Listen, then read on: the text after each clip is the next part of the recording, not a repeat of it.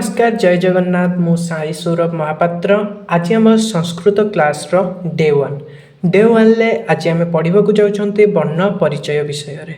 वर्ण कौन आज आम से विषय जाना। वर्ण केते प्रकार क्या कहुए वर्ण आम जमी जानते अ आ हर्षई दीर्घ यहीगुड़ी वर्ण कहुए। वर्ण टू टाइप्स कौन कौन गोटे है स्वर वर्ण आ गोटे है व्यंजन वर्ण। तार स्वर वर्ण क्या कहुए व्यंजन वर्ण क्या कहुए स्वर वर्ण केते प्रकार व्यंजन वर्ण केते प्रकार से विषय भी आम जाना। स्वर वर्ण क्या कहुए स्वयं राजन्ते इति स्वराः अर्थात निरपेक्ष भाव में स्पष्ट निजे जी उच्चारित होता है कहार साहाय्य न नहीं ताहाको आम स्वर वर्ण कही था। स्वयं राजन्ते निजे उच्चारित होता है कहार साहाय्य नहीं न थाए ताहाको आम स्वर वर्ण कही था। उच्चारण कालर मात्रा आधार रे यह स्वरवर्ण तीन प्रकार। उच्चारण काल मात्रा आधार रे यह तीन प्रकार हर्षस्वर दीर्घस्वर प्लुतस्वर। दैनंदिन जीवन में आमर हर्षस्वर और दीर्घस्वर व्यवहार होता है। प्लुतस्वर एत व्यवहार आमर आसी न थाए। हर्षस्वर 5टी वर्ण दीर्घस्वर में 8टी वर्ण मोट 13टी वर्ण थाए। हर्षस्वर आम क्या कहवा हर्षस्वर जमीक आम कौन व्यक्ति को डाकिले आवाज देले किंतु ताको शुभु नहीं आम आवाज एत स्लो रे आम डाकुचंती ताको कहवा स्लो आवाजटा ताको कहवा आम हर्षस्वर। दीर्घस्वर आम ताको अधिक जोर टिके जोर डाकिले जमीती सी आम आवाजटा को शुणी पारि ताको आम दीर्घस्वर कहीपर। आ प्लुतस्वर जमीक आम चिल्लैबा ताकू से व्यक्ति को आम जोर चिल्लैबा कौन सी जगार जोर चिल्लैबा सेटा हूँ प्लुतस्वर जोर आवाज करवा। तापर हर्षस्वर एकमात्रिक एयम स्वर से उच्चारण काल एकमात्रिक यही स्वर वर्णर उच्चारण काल हूँ एकमात्रिक।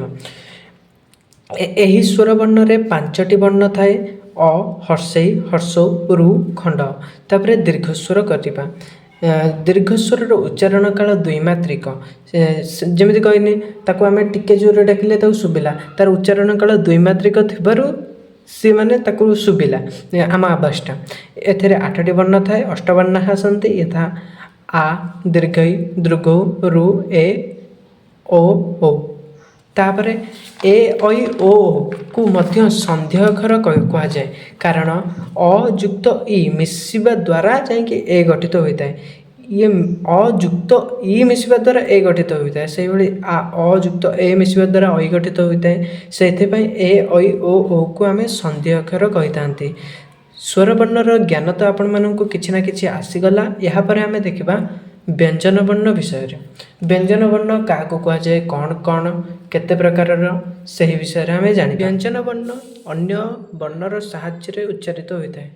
व्यंजन वर्ण स्वर वर्णर साहाय्य उच्चारित होता है। जमीक आम देखिपर क क गोटे व्यंजन वर्ण क केमिति उच्चारित हो प्रथमे हलंत क युक्त स्वर वर्ण अ मिसिकी क उच्चारित होउछि। स्वर वर्णर साहाय्य व्यंजन वर्ण उच्चारित होता है। व्यंजन वर्ण पुणी आम देखा केते प्रकार। व्यंजन वर्ण दुई प्रकार गोटे है वर्गीय व्यंजन आ गोटे है अवर्गीय व्यंजन। वर्गीय व्यंजन से अपर नाम स्पर्श वर्ण। वर्गीय व्यंजनर अपर नाम ये कहुए स्पर्श वर्ण। वर्गीय व्यंजन को स्पर्श वर्ण कहुए।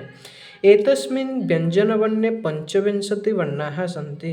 यही व्यंजन वर्ण रे 25टी वर्ण अच्छी कौन कौन देखा क ख ग घ ङ च छ वर्गे च झ निय ट ठ ड ढ मूर्धेण द ध दंतेन प फ ब भ म।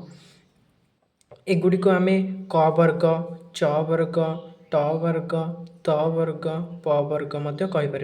एगुड़ी को कुचुटुतुपु नाम भी आम जाचे। यही कुचुटुतुपु क वर्ग च वर्ग ट वर्ग त वर्ग प वर्ग 25टी वर्ण वर्गीय व्यंजन रे। तापर आम देखा अवर्गीय व्यंजन। अवर्गीय व्यंजन पुणी दुई प्रकार अंतस्थ वर्ण उष्म वर्ण।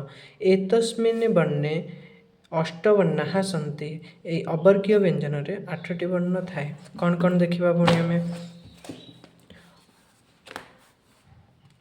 अंतस्थ वर्ण रे 4टी वर्ण ज र ळ ब।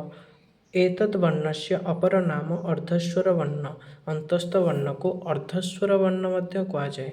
पुणी आमे देखिबा उष्म वर्ण केतेटा तालबेश मन्यस दंतेश ह ये चारिटा ये चारटा ये मिसिकी केते हला 8टी वर्ण।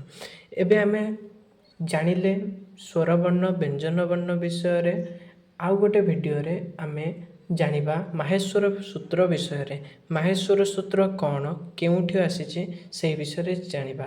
जदि वीडियोटी भल लागिथिबो ताने लाइक शेयर सब्सक्राइब करबा को भूलिबे नाही। रहिली नमस्कार।